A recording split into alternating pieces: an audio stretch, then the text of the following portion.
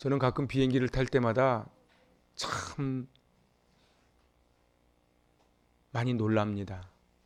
어떻게 그 무거운 비행기가 그 많은 사람을 태우고 어떻게 비행기가 그렇게 저렇게 하늘을 날 수 있을까? 우리에겐 다 중력이 있습니다. 그래서 모든 것은 위에서 땅으로 떨어지게 되어 있지요. 그런데 어떻게 비행기는 그 중력을 뚫고 올라갈 수 있을까? 비행기는 그 중력의 법을 뛰어넘는 양력의 법을 적용받기 때문에 뜬다고 합니다. 비행기가 빨리 달리면 비행기 위와 아래 사이에 기압이 생겨서 이제 비행기가 뜨는데 그것을 양력이라고 부른다 하지요.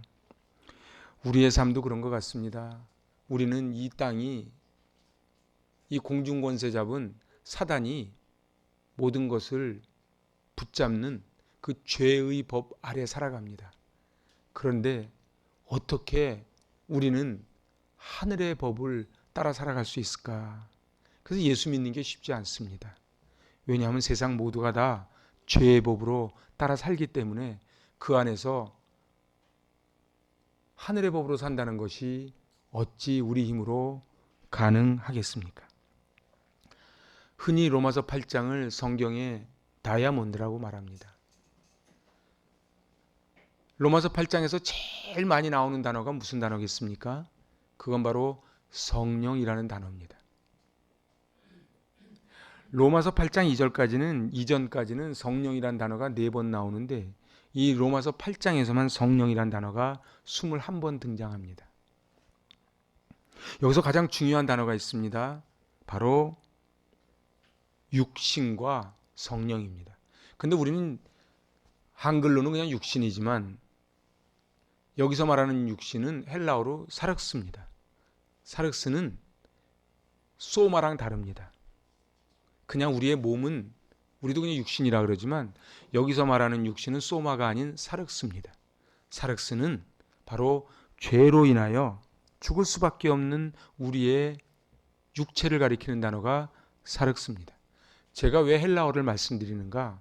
이 사륵스와 영, 푸뉴마의 개념을 이해해야 로마서 8장을 이해하고 로마서 8장을 이해해야 로마서 전체가 이해가 되고 로마서를 이해해야 성경 전체가 이해가 되기 때문에 오늘 샤륵스와 푸뉴마를 말씀드리는 것입니다.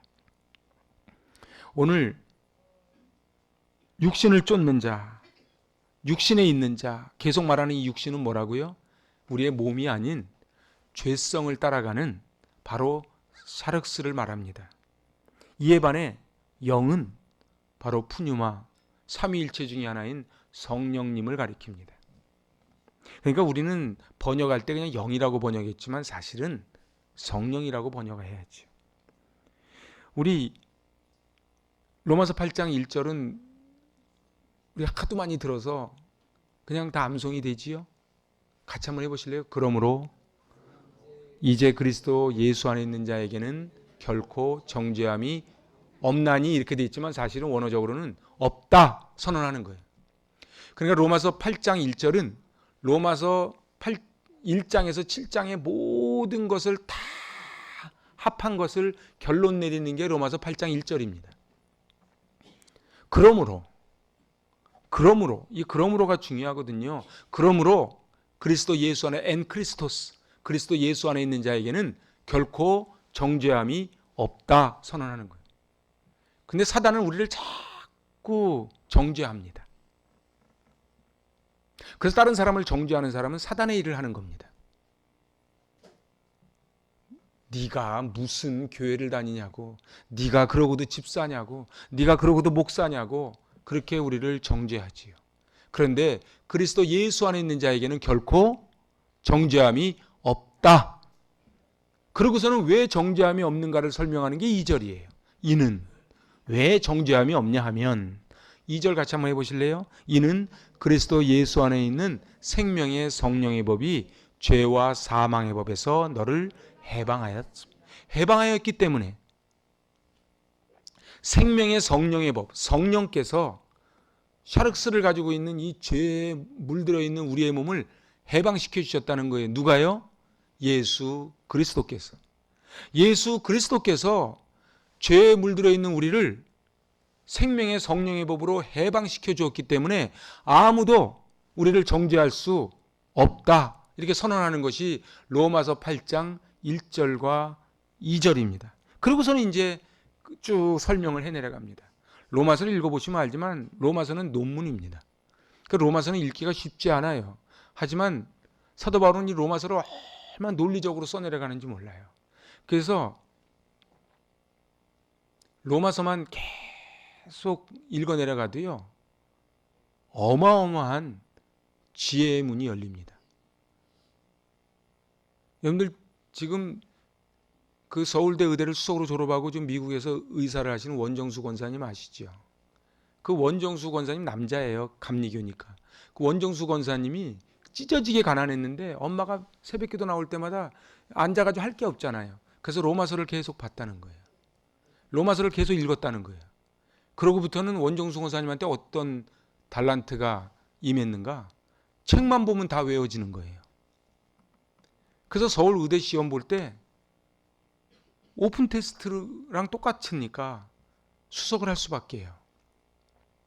그만큼 이 로마서는 어마어마한 책입니다. 오늘 선언을 합니다. 그리스도 예수 안에 있는 자에게는 결코 정죄함이 없다. 왜요? 그리스도 예수 안에 있는 생명의 성령의 법이 죄와 사망의 법에 붙잡혀 있는 우리를 해방시켜 주었기 때문이다. 그래서 원래는 2절, 1절로 가는 게 맞습니다. 근데 그냥 사도 바울은 도치법을 써서 1절 선언해놓고 이유를 2절에 설명을 하는 것 뿐이지요. 성령의 법이 뭡니까? 그게 바로 복음입니다. 우리에게 생명을 가져다 주시는 분, 그 그리스도 예수 안에 있기 때문에 이 법은 그리스도 예수 안에 있는 생명의 성령의 법이라고 가르쳐 줍니다. 이것은 율법이 연약하여 할 수 없는 그것을 해냈다는 거예요. 율법이 할 수 없는 그것을 하나님은 하십니다. 그게 3절입니다. 그리스도께서는 죄가 없으신데 어떤 모습으로 오셨다고요? 자기 아들을 죄 있는 육신의 모양으로 보내셨다는 거예요. 정말 은혜 아닙니까? 그래서 그 예수 그리스도를 쫓아 행하는 우리는 율법의 요구를 이룬다. 이 요구라는 말이 헬라어로 디카이오마거든요. 이 디카이오마가 계명, 의로운 행위, 옳은 행실. 유대인들은 지금도요, 율법적으로 자기들이 의롭게 될 수 있다고 생각을 해요. 근데 할 수 없는 거예요. 왜냐하면 우리 마음 깊은 곳에서는 끊임없이 죄성이 올라오거든요. 육신의 생각은 사망이요, 성령의 생각은 생명과 평안이라 이렇게 선언을 합니다. 그래서 9절에서 11절 뭐라고 선언을 해요? 그리스도의 영이 없으면 그리스도의 사람이 아니다. 성령이 내 안에 모시지 않는 사람은 크리스찬이 아니라는 거예요. 그러니까 교회를 아무리 오래 다녀도, 내가 직분을 받아도, 그리고 교회에서 아무리 열심히 봉사하고 헌금하고 다 해도 성령이 내 안에 이 푸뉴마가 계시지 않으면 우린 죄와 사망의 법을 이겨낼 수 없기 때문에 크리스찬이 아니라는 거예요. 그걸 논리적으로 지금 쭉 설명하는 게 11절까지 이야기입니다. 여기 지금 성령께서 우리와 함께 거하실 때 어떤 일이 벌어지는가? 그게 11절이에요. 11절 같이 읽어보실래요?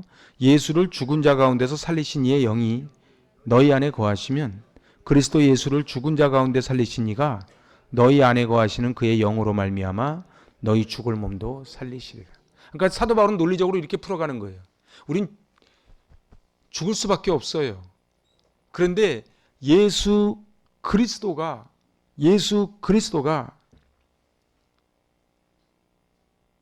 죽은 자 가운데 부활의 첫 열매가 되셨잖아요. 그 죽은 권세를 물리치신 예수 그리스도가 내 안에 들어오면 우리도 죽을 수밖에 없지만은 내 힘이 아닌 그 예수 그리스도의 힘으로 우리도 살아날 것이다. 이렇게 3단 논법으로 풀어가고 있습니다. 오늘 성경은 계속 물어봅니다. 여러분은 육에 속한 사람입니까? 영에 속한 사람입니까? 샤륵스, 그냥 이런 육체 말고요. 샤륵스, 죄에 붙잡혀 사는 사람입니까? 푸뉴마, 하나님의 성령에 붙잡혀 사는 사람입니까? 제가 비행기 이야기하면서 오늘 말씀을 시작을 했어요. 이 세상은 다 중력의 법칙이 적용받지 않는 건 없습니다. 저 초등학교 때 아폴로 11호 달나라 갔습니다. 그래서 제가 남산을 올라갔지요. 그때 뭐 텔레비도 없고 그럴 때니까 남산에 올라가니까 이런 광목을 쫙 해가지고 스크린으로 해서 그 아폴로 11호 달나라 내리는 장면을 해주는 거예요. 그 지금도 있는데 남산 밑에 어린이회관이라고 있었습니다. 하얀 건물. 거기에서 남산에서 가져온 돌을 전시했어요. 그런데 말입니다. 제가 제일 충격을 받은 거는 이 닐 암스트롱과 이 우주인들이 우주선을 타고 달에 도착해서 걷는데 이렇게 걷지 않고 궁정궁정 이렇게 뛰어댕기는 거예요. 풍풍. 왜 그런가 했더니 중력의 지배를 안 받는 거예요. 우리는 중력의 지배를 받기 때문에 붕붕 떠당기지 않습니다. 물속에나 들어가야 중력의 지배를 안 받아서 붕붕 뜨지요. 그런데 말입니다.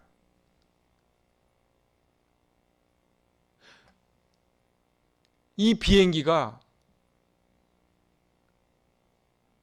그 무거운 비행기가 하늘로 뜰 수 있는 비밀은 양력이라 그랬어요.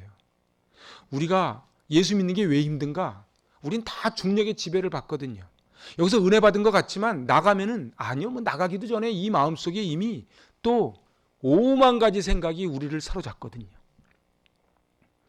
예배 시간에도 집중이 안 됩니다. 누구 미워하는 생각, 서운한 생각 막 드는 거거든요. 근데 그걸 이겨내는 방법은 우리 힘으로 못 이기고 뭐라고요? 죽은 권세 물리치신 예수 그리스도가 내 안에 들어올 때만이 그걸 이겨낼 수 있다라고 선언하는 것이 오늘 로마서 8장 1절로 11절 말씀이에요. 여러분 어떻습니까? 저도 그럼 목사님은 늘 죄와 사망의 법을 이기고 성령의 법으로 승리하십니까? 그러지 않아요. 그래서 저도 마음에 낙심될 때가 있고 화날 때가 있고 원망될 때가 있어요. 그런데 이 말씀을 제가 밤새도록 이 말씀을 틀어놓고 잠을 드는데 말씀이 들어올 때 그래서 그리스도 예수가 내 안에 들어오시면 놀라운 게 나는 도저히 할 수 없는데 할 수 있게 되는 거예요. 저 사람은 사랑할 수 없는데 사랑하게 되는 거예요. 나는 섬길 수 없는데 섬겨지는 거예요. 여러분들 어떻게 사랑하냐고요? 방법은 하나입니다. 예수 그리스도가 내 안에 들어오시는 수밖에 없어요. 여러분들 우리 얼굴이 어떻게 천국의 얼굴처럼 환하게 필 수 있는 줄 아세요? 성령이 들어오셔야 돼요. 근데 성령이 안 들어오시잖아요. 뭐 개콘 본다고 좋아지는 게 아니에요. 쇼핑을 해도요 잠깐이에요. 머리 깎는 것도 잠깐이고 새 옷 입는 것도 잠깐이고 새집 이사 가는 거요. 그건 며칠 못 갑니다. 우리에게 샘솟는 기쁨이 안 나와요. 원래 인간사가 그래요. 근데 어른만 그러냐? 그러지 않아요. 애들도 얼굴 한번 보세요. 애들 얼굴이 얼마나 힘든가. 왜 그런가? 야, 너희들이 걱정할 게 뭐가 있냐? 왜 걱정할 게 없어요, 애들이요? 한번 물어보세요, 조용히 집에 가서. 너 걱정거리 없니? 엄청 많아요. 근데 놀라운 게 죽을 때까지 엄청 많아요. 아, 그러면은 80대신 권사님은 걱정거리가 없나? 그러지 않아요. 우린 죽을 때까지 이 염려, 걱정, 근심으로 꽉 묶여서 이걸 한마디로 뭐라 그래? 죄의 법 아래 살았다 이렇게 표현하는 거예요. 뭐 결혼해가지고 우리끼리 잘 살자고요? 얼마 못 갑니다. 내가 임직 받을 때 하나님께 충성하겠다고요? 얼마 못 갑니다. 우리 서로 변치 말자고요? 얼마 못 갑니다. 제가 너무 인간에 대한 너무 부정적으로 보는 겁니까? 제가 목회해 보니까요. 사람은요. 성령 내 안에 들어오시지 않으면 다 똑같아요. 어떻게 뭐 아멘이 안 되면 끄떡끄떡이라도 한번 해보세요. 여러분들 사람은요. 와 인격적으로 고귀하다고요. 한 방에 갑니다. 한 방에 갑니다. 저렇게 존경받던 분이 어떻게 저랬냐고요. 샤륵스에 사로잡히면 다 그렇게 가는 거예요. 오늘 이 귀한 말씀을 학가다 하는 날입니다. 물론 다 암송이 안 돼도 계속 읽어만 봐도요. 얼마나 은혜가 되는지 몰라요. 그리고 제가 계속 말씀드리지만 또 한 가지 부탁드리고 싶은 것은 너무 개역개정에 붙잡혀 이거를 꽉 붙잡지 마세요. 그러면 더 이해가 안 돼요. 그래서 반드시 표준세번역을 보셔야 돼요. 표준세번역과 함께 보면은 제가 이 3절 외우는데 오래 걸렸어요. 이 3절이 그 말이 그 말 같고 그 말이 그 말 같고 외우지 못. 나 우리 애들이 정말 대단하다고 보는 게 뜻도 모르면서 어떻게 외우는지 몰라. 이게요 3절이 이해가 됩니까? 저는 3절이 이해가 안 되더라고. 아무리 해도 3절 같이 읽어보실래요? 율법이 육신으로 말미암아 연약하여 할 수 없는 그것을 하나님은 하시나니 곧 죄로 말미암아 자기 아들을 죄 있는 육신의 모양으로 보내어 육신의 죄를 정하사. 4절이 더 어려워요. 육신을 따르지 않고 그 영을 따라 행하는 우리에게 율법의 요구가 이루어지게 하려 하십니다. 읽으면서도 모르겠어요. 어떻게 잘 아시겠습니까? 근데 세번역, 표준 세번역을 보면 조금 더 이해를 할 수 있어요. 이 말씀이 무슨 말씀이구나. 제가 메시지 성경 나눠드렸죠. 메시지 성경을 읽으면 더 잘 이해가 됩니다. 제가 이제 오늘 말씀을 정리할게요. 로마서 1장에서 7장까지 성령이란 얘기가 4번밖에 안 나오는데 이 8장에 성령이란 얘기가 21번 나온다고 말씀드렸어요.